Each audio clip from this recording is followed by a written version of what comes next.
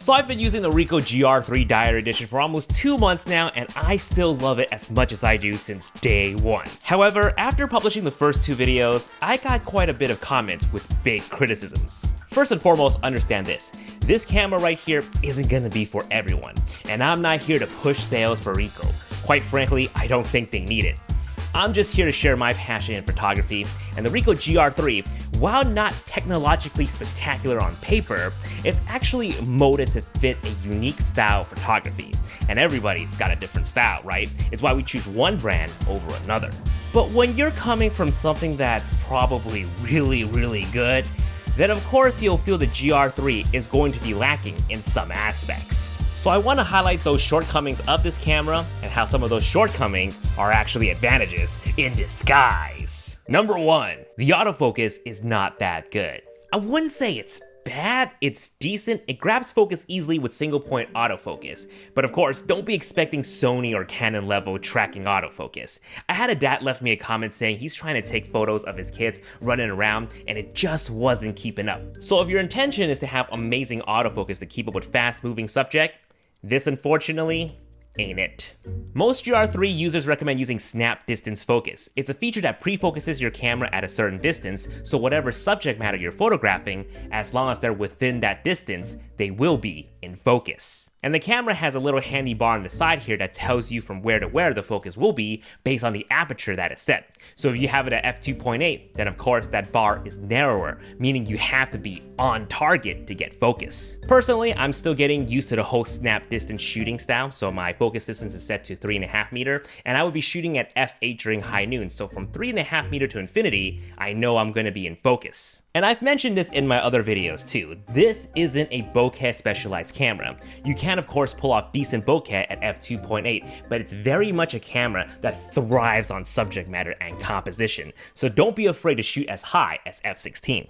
Moving on, battery life sucks. Yes, but that's the compromise for having a small pocketable but APS-C size sensor camera with built-in ND in-body image stabilization and a decent processor for your film simulated photos. And when you look at the battery, I mean, come on, what do you expect? They're small enough to pocket a few more anyways, and I don't mind it. 2 usually will last me the day. And I love bringing this camera around on my casual days. I don't have to think about, oh, how heavy the camera is weighing me down just to take a few photos. You know, I used to feel guilty bringing a setup like this around and only taking 1 to 2 photos, and later question myself, what, was that even worth it? And to hit the nail on the head, it's photos that I wouldn't even share anyways. Versus the GR3, if I don't take any photos that day, it doesn't matter, it's not weighing me down. Alright, time out, I gotta put a pause right here because I know someone's gonna say something. Do not get me wrong, I still love my Sony stuff. On the days where I'm intentionally trying to get the best photos, I will lug my gear out. Some of you might have seen the Travel Gone Vong series, and I go all out. I'm more talking about the casual days with the Ricoh here, where I'm just out relaxing and having fun. Anyways, there is a way to squeeze out a little more juice out of this camera, and that is to turn off the display. But Jason, how would I see what I'm photographing?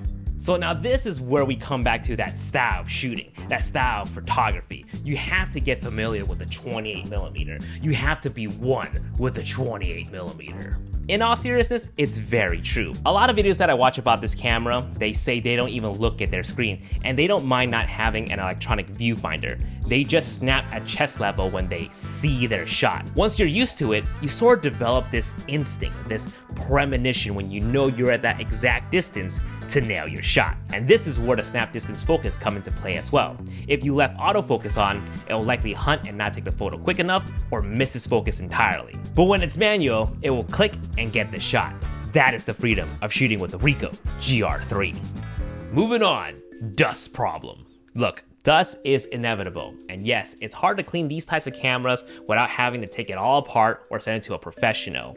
This dust issue does stop people from getting this camera, and I get it, I'm not here to downplay the situation, but the people who do get this camera and are happy with the results that they're getting from the images, reportedly don't see dust, or at least it's not very prominent in their images. With that said, if and when I do see a big dust problem, I'll report back, and if it's really bad, I'll send it in to see what's up. So definitely subscribe and stay tuned.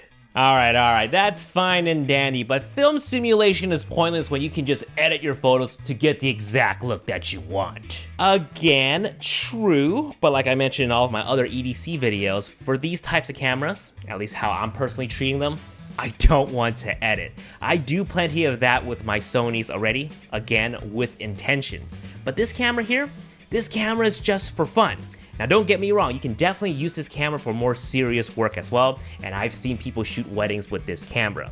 And that's the beauty of it. It can shoot raw so you can go as hard as you want, but the casualness of how this camera can be is what makes it so great. Film simulation in Ricoh and Fuji are regarded as some of the best. Straight out of camera JPEGs look amazing, and I just love finding new recipes I can pop into my camera and just be excited to shoot. And that's what photography should be about.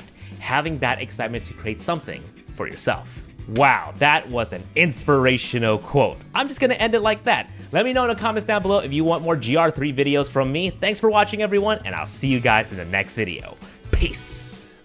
Squarespace is an all-in-one platform to create beautiful websites. You don't need any coding knowledge whatsoever. Simply just choose from their many easy-to-use templates. Perfect for people like us who want to focus on our travels and make YouTube videos for you guys, but still want a presentable website for brands that are looking to work with us. Whether you're building your own photography portfolio, an e-commerce store, or even a landing page for your business, design it with Squarespace. Get a 14-day trial with my link below and try it for yourself. When you're ready to launch, you can save 10% off your first purchase of a website or domain with my code JasonVong. Thanks for listening and supporting the channel, and we'll catch you guys in our next Japan adventure.